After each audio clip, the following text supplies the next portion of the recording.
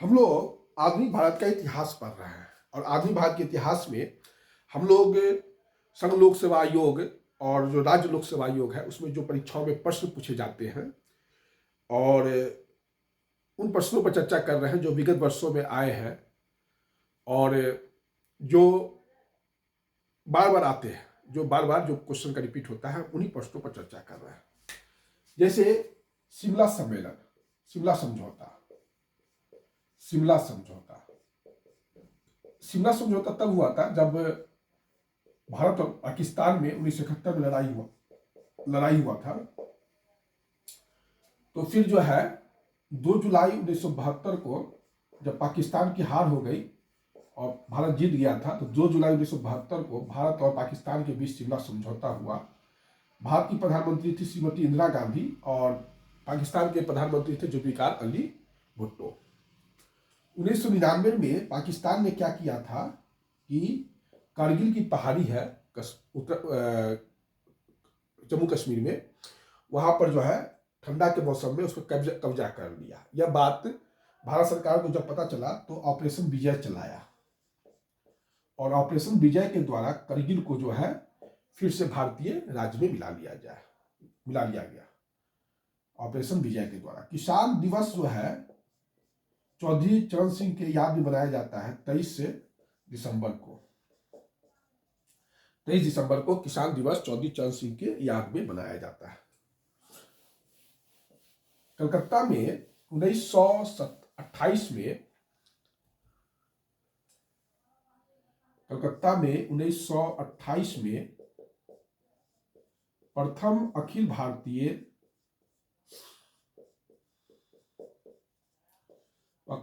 अखिल भारतीय समाजवादी जो युवा कांग्रेस का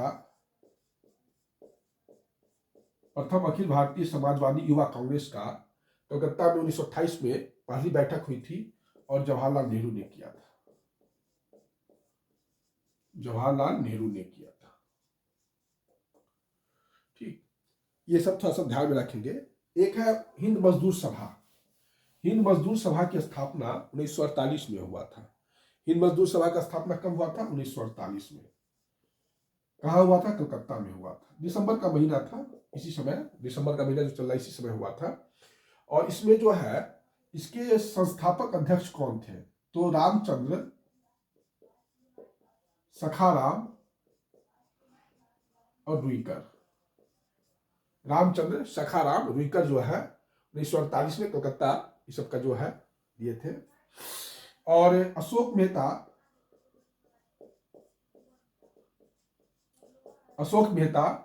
और ये सब जो है, अशोक मेहता महासचिव थे इसके। अशोक मेहता क्या थे? रामचंद्र सखाराम रुईकर जो थे वो संस्थापक अध्यक्ष थे। अशोक मेहता महासचिव थे। और जीजी मेहता और वीएस माथुर ये जो दोनों थे सचिव थे। ये दोनों क्या थे? सचिव थे। और खंडेलकर जो थे वो कोषाध्यक्ष थे। खंडेलकर ये क्या थे? कोषाध्यक्ष थे। 1948 में कलकत्ता में हिंद मजदूर सभा का स्थापना हुआ था और रामचंद्र सखाराम रुईकर इसके संस्थापक अध्यक्ष थे। अशोक मेहता इसके महासचिव थे। जीजी मेहता और बीएस माथुर इसके सचिव थे। खंडेलकर जो थे इसके कोषाध्यक्ष थे। यह परीक्षा में पूछता है। संघ लोक सेवा आयोग में ये सब तरह के सवाल आते रहते हैं, थोड़ा सा ध्यान से इसको सुनिएगा। कोई भी फालतू की चर्चा नहीं हो रही है, सभी चर्चाएं बहुत ही प्रासंगिक है।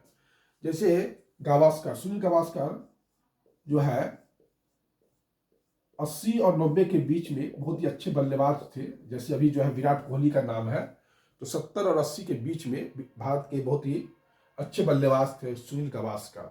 सुनील गावस्कर ने वनडे वंडर्स नाम का एक किताब लिखा था, वनडे वंडर्स। सुनील गावस्कर की किताब है वनडे वंडर्स। सनी डे इनकी आत्मकथा है। सुनील गावस्कर की आत्मकथा क्या है? सन्नी डेज है। Idols, runs and ruins. Idols, one day wonder, sunny days, idols runs and wins इनकी किताबें हैं। सनी डेज जो है इनका आत्मकथा है। जो लिविंग हिस्ट्री नामक किताब है, वो लिविंग हिस्ट्री नामक किताब है, वो जो है किनका है? वो अमेरिका के एक राष्ट्रपति थे, क्लिंटन थे, बिल क्लिंटन, उन्हीं की वाइफ है हिलेरी क्लिंटन ने जो है लिविंग हिस्ट्री लिखी है। हिलेरी क्लिंटन लिविंग हिस्ट्री उन्होंने लिखा था। अच्छा, क्रिकेट माई स्टाइल कौन लिखा है? Kapil Dev. Cricket my style, Kapil Dev. Cricket जो है माई स्टाइल जो है वह कपिल देव का लिखा हुआ है। मिथ ऑफ महात्मा गांधी किसने लिखा हुआ है? Myth of Mahatma Gandhi, myth of Mahatma Gandhi किनकी रचना है? आर्थर कैम्प की रचना है। Myth of Mahatma Gandhi Arthur Camp की रचना है। द स्टोरी फॉर पीस किसकी रचना है? The story for piece Neville Chamberlain की रचना है। नेविल चैम्बरलेन की रचना है।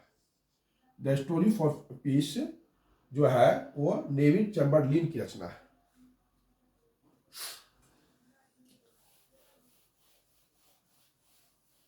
जयप्रकाश नारायण ने 1950 में सर्वोदय योजना दिया था। सर्वोदय योजना 1950 में जयप्रकाश नारायण ने दिया था। सर्वोदय योजना किनका है? जयप्रकाश नारायण का है। उसके बाद श्री मन नारायण अग्रवाल है। श्री मन नारायण अग्रवाल है, उन्होंने गांधीवादी योजना दिया था। गांधीवादी योजना दिया था। सर्वोदय योजना जयप्रकाश नारायण ने दिया था 1950 में। श्री मन नारायण अग्रवाल ने गांधीवादी योजना दिया था। ये आपको गांधीवादी योजना था, श्रीमन नारायण अग्रवाल का दिया हुआ है। ठीक। अंधा युग किसका लिखा हुआ है? अंधा युग जो है धर्मवीर भारती का लिखा हुआ है। अंधा युग जो है धर्मवीर भारती का लिखा हुआ है। अंधा युग धर्मवीर भारती का लिखा हुआ है। ये जो है एक तरह से आप कह सकते हैं कि काव्य नाटिका है। अंधा युग जो है धर्मवीर भारती का लिखा हुआ है, यह जो है एक काव्य नाटिका है। जयशंकर प्रसाद,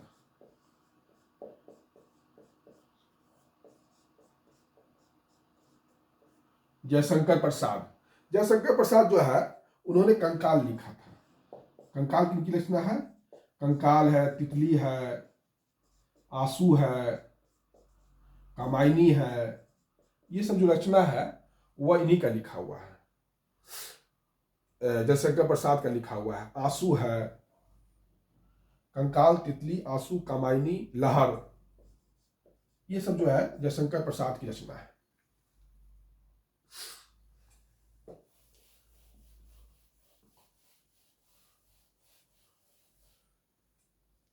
प्रताप नारायण मिश्र जो है हटी हमीर लिखे थे। प्रताप नारायण मिश्र जो है वह हटी हमीर लिखे थे। हटी हमीर किसकी रचना है? प्रताप नारायण मिश्र की रचना है।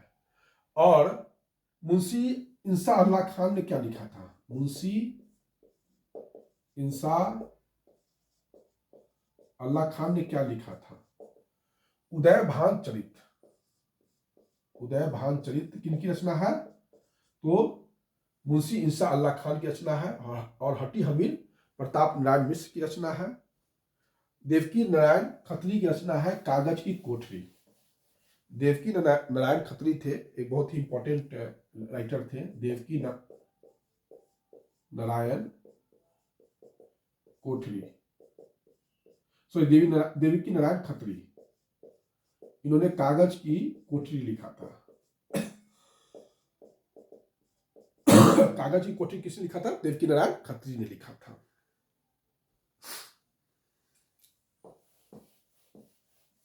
परवेज मुशर्रफ ने एक आत्मकथा लिखा था, in the line of fire. Parvez Musharraf जो पाकिस्तान के राष्ट्रपति थे, in the line of fire. Parvez Musharraf Pakistan के थे, लेकिन इन्होंने आत्मकथा जो लिखा था तो डायरेक्ट गुपचुप ढंग से लिखवाया किससे? तो एक थे हुमायूं गौहर करके थे, उन्हीं से लिखवाया था, खुद नहीं लिखे थे। In the line of fire Parvez Musharraf की आत्मकथा है और इसको लिखने वाले हैं हुमायूं गौहर। परवेज मुशर्रफ ने खुद अपना नाम नहीं दिया इस पर, कोई भी कारण हो सकता है ना। इन द लाइन ऑफ फायर किताब का नाम था परवेज मुशर्रफ की, हुमायूं गौहर ने लिखा था। उसके बाद पॉलिटिक्स इन इंडिया, ये किसका रचना है? पॉलिटिक्स इन इंडिया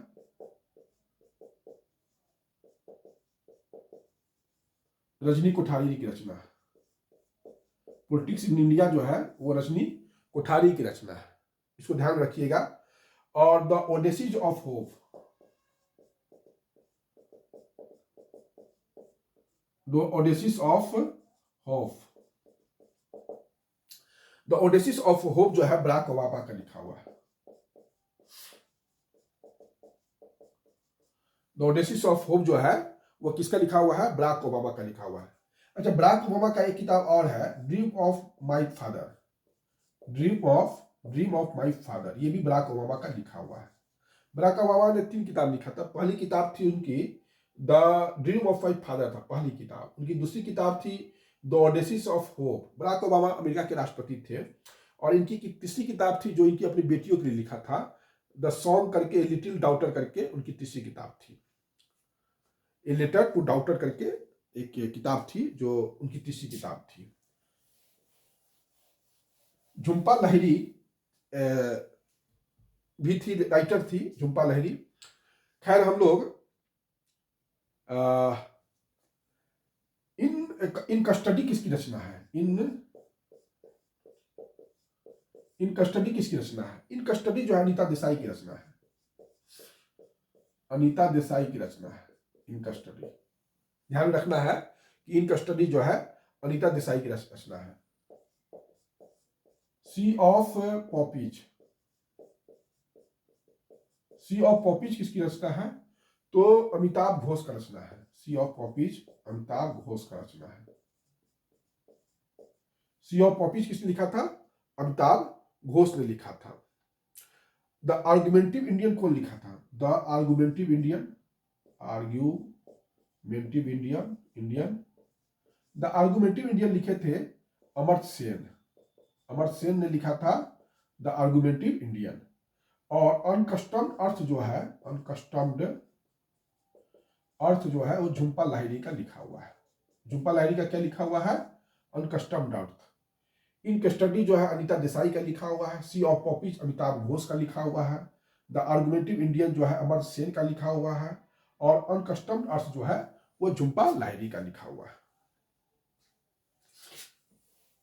एक अमेरिकी लेखक है, उनका नाम है एलिजाबेथ हेली। एक अमेरिकी लेखक है, उनका नाम क्या है? Elizabeth heli. एलिजाबेथ हेली जो है भारत के हिमालय यात्रा के बारे में बार बार लिखती रहती है। हिमालय पर जो पर्वतारोहण होता है उसके बारे में बार बार लिखती है, लेकिन कभी यह खुद जो है पर्वतारोहण की नहीं है। मतलब कभी पर्वतारोहण की नहीं की है हिमालय पर, लेकिन किताबें खूब लिखती है। एक पाकिस्तान में जन्मे थे 1911 में, सियालकोट में, पाकिस्तान के सियालकोट में जन्म लिए थे फैज अहमद फैज। इन्होंने सुबह आजादी नामक एक गीत लिखा था, सुबह आजादी। फैज अहमद फैज जो पाकिस्तान के रहने वाले हैं, सियालकोट के, उन्होंने 1911 में उनका जन्म हुआ था। उन्होंने लिखा था सुबह आजादी नामक एक किताब लिखा था। एक फ्रांस की वैज्ञानिक थी, उनका नाम था मैडम क्यूरी। फ्रांस की वैज्ञानिक का क्या नाम था? Madam Curie. मैडम क्यूरी जो है वह रेडियम का आविष्कार की थी, वैज्ञानिक थी और रेडियम का आविष्कार की थी। इनको नोबेल प्राइज भी मिला था, है ना। तो इनको जो नोबेल प्राइज मिला था, फ्रांस की थी। तो भारत के जो प्रधानमंत्री थे लाल बहादुर शास्त्री, उन्होंने the autobiography of madam Curie का हिंदी अनुवाद किया था। इनकी बायोग्राफी थी, उसको हिंदी में इन्होंने अनुवाद किया था। इन्होंने रेडियम का आविष्कार किया था, मैडम क्यूरी ने। रेडियम एक जो है आप देखिएगा तो मेटा तत्व है, एलिमेंट है। वीएस नॉयपॉल थे, वीएस नॉयपॉल है, ये अमेरिकी भारतीय है, लेकिन एक मतलब आप कह सकते हैं कि इंडियन रेजिडेंट है लेकिन रहते नहीं है। इन्होंने एक किताब लिखा था in the free state.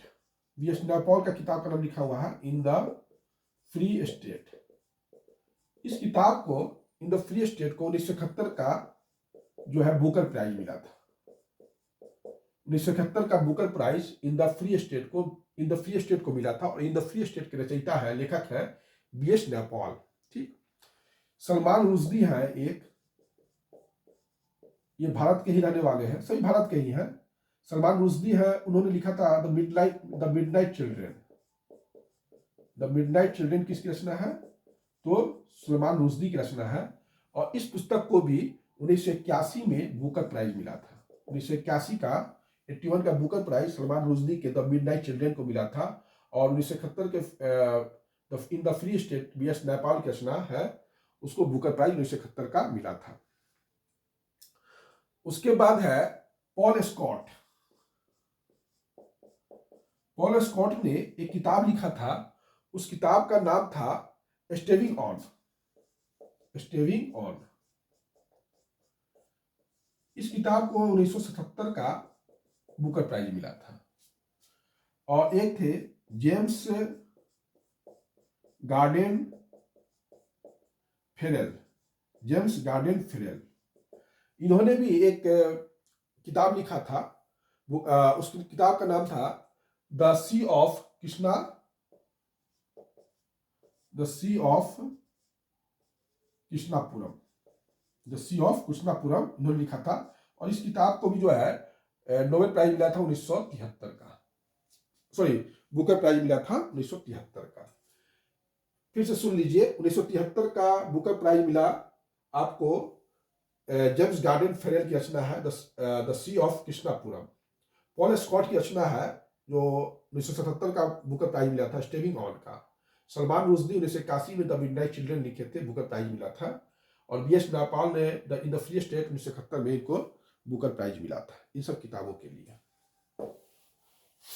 Ayodhya का जो मंदिर है, पहले मस्जिद था, उसको जो है कार सेवकों ने 6 दिसंबर 1992 को तोड़ दिया था। उस समय भारत के प्रधानमंत्री थे नरसिम्हा राव।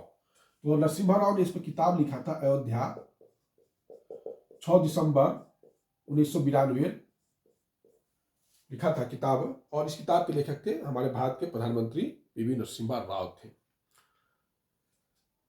उसके बाद है the story of the integration of Indian states. The story of the integration of the Indian state. The story of the integration of the Indian state, ये लिखा हुआ है बीपी मेनन का। बीपी मेनन ने लिखा था the story of the integration of the Indian state, ये BP Menon का लिखा हुआ है। फरीद जकारिया एक लेखक है, फरीद जकारिया, उन्होंने द पोस्ट अमेरिकन वर्ल्ड लिखा था।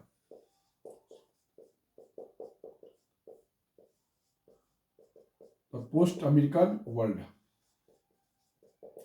वो फरीद जकारिया लिखे थे। द पोस्ट अमेरिकन वर्ल्ड जो है वो फरीद जकारिया लिखे थे। New dimension of Indian foreign policy, new dimension of Indian foreign policy जो है वो किनका लिखा हुआ है? तो अटल बिहारी वाजपेयी का लिखा हुआ है। ये भी प्रधानमंत्री थे। न्यू डायमेंशन ऑफ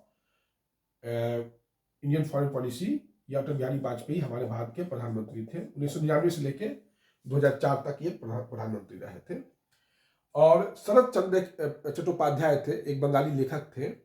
उन्होंने लिखा था चरित्रहीन, श्रीकांत, शेष प्रश्न।